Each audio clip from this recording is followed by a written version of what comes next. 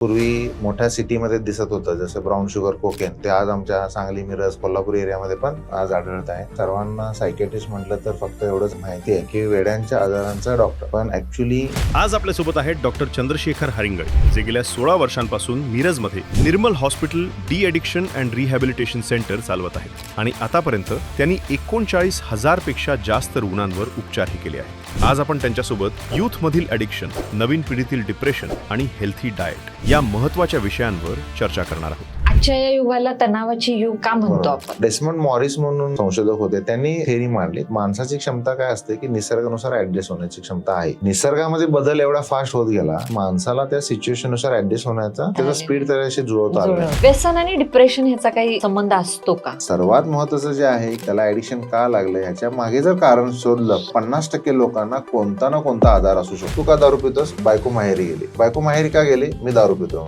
मी दारू का पितो? ती माहेरी गेली.